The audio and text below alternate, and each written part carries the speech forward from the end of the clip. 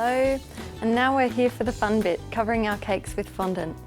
So you should have your cake either ganached, as this cake has been, or with a layer of buttercream over it, ready to go, so that it provides a nice base for the fondant to sit on. Today we're using ready to roll fondant, just pre-made. I've got about 750 grams to cover this 8-inch round, and it's about 4 inches high. So the first thing I'm going to do is just knead the fondant. I've given this a bit of a knead before we started, so it doesn't need too much. Once the fondant's all together and you can't see any cracks and it's pliable, it's ready to go. So the process that we're going to take is to knead our fondant, then prepare our cake, and then roll out our fondant. If we do it in another order, the cake can dry before the fondant goes onto it, or the fondant can start to dry out. So fondant is kneaded, so then we're going to prepare our cake. So because our ganache is hard, it's set hard, it's been there since yesterday, we're just going to brush it with a layer of water. Now you can use sugar syrup or jam boiled down with some water, but I have a preference for using water because I find it really forgiving. If you have to take the fondant back off, it will come off quite easily, and it's cheap and plentiful. So all over the top. You don't want too much beading. I find by just going over the same spot repeatedly, you can minimise the beading. Work your way around the cake.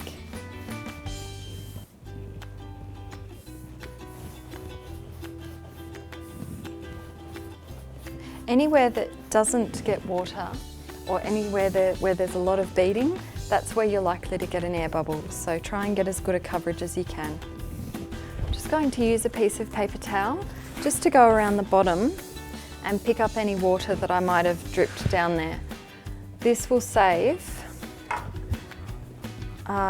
us having any kind of brown water coming out of the bottom once the cake's been covered. It's not a good look. So just come back and just bring your fondant back to life there. It's been sitting for a minute. And start with the shape that you want to finish with. So if I want to roll out a round, I'd like to start with a round. So today we're using corn flour to roll our fondant out. You'll also hear icing sugar, but I find that icing sugar is sugar and therefore sticky and just adds to the problem. So corn flour is a much better alternative.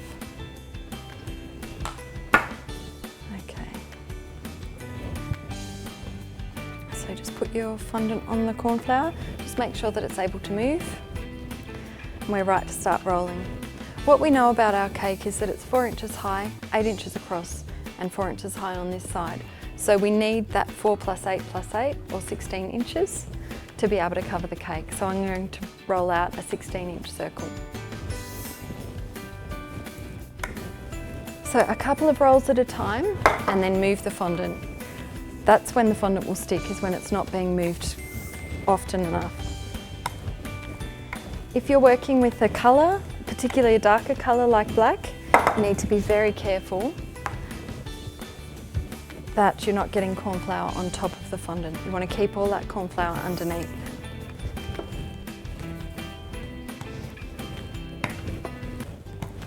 Okay, a couple of rolls, and then turn the icing, pick up a bit of corn flour if you need it.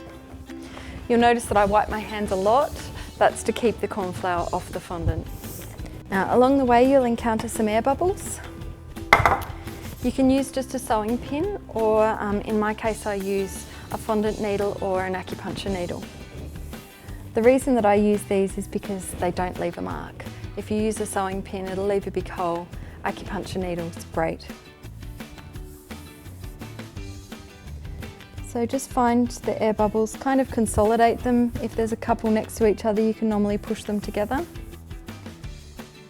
And just poke a hole and then push the air towards it. Okay, so I have my little pin cushion here that holds onto my needle because I always want to know where it is. The worst thing that can happen is losing your pin or your needle, and not knowing whether you rolled it into the fondant. Okay, I was a bit thick on that side.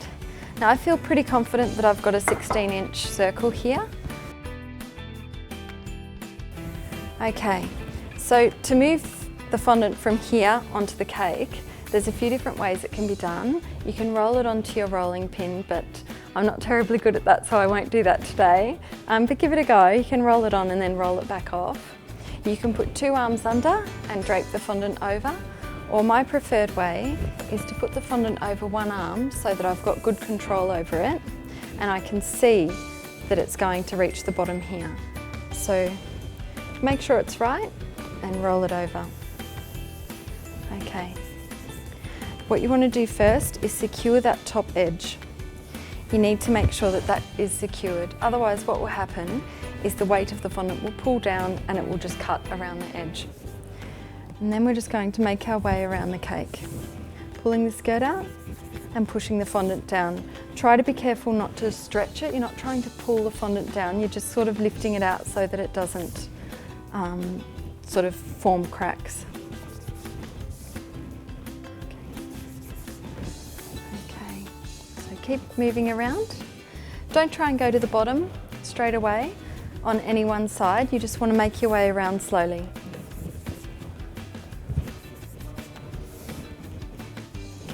Okay. So keep moving around. It's good to have short nails for this, but I've seen people who've got really long nails get away with it. So if you like your nails, there's no need to get rid of them.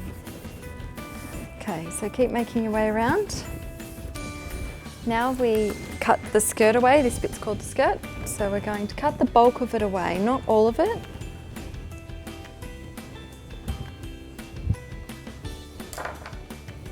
Just pop that to the side. And you need to move fairly quickly because you've only got so long to smooth your cake.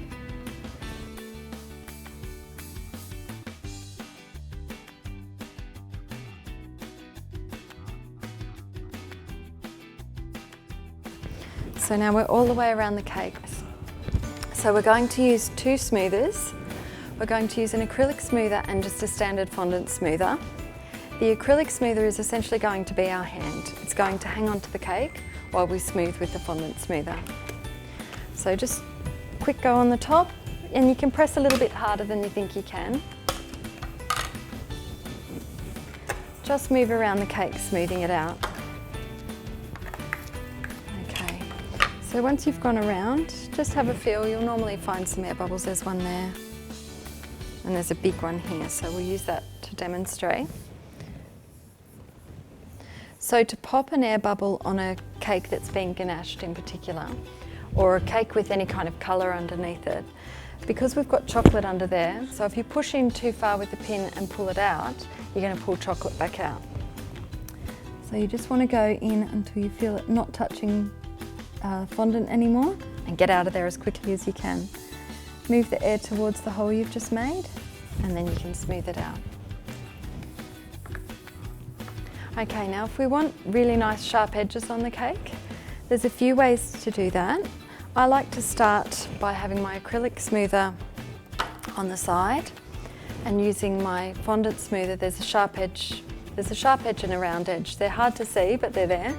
So the sharp edge towards the acrylic smoother, and I'm just kind of pushing fondant into that gap.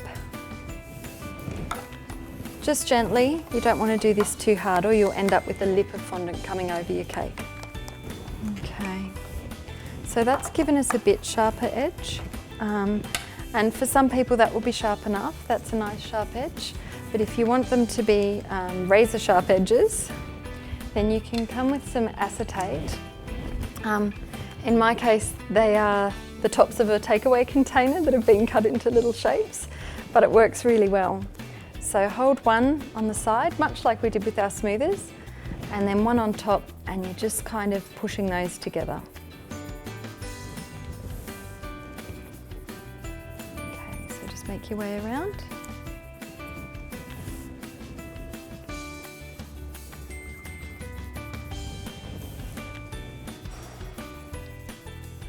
You can see that that's given us sharper edges again.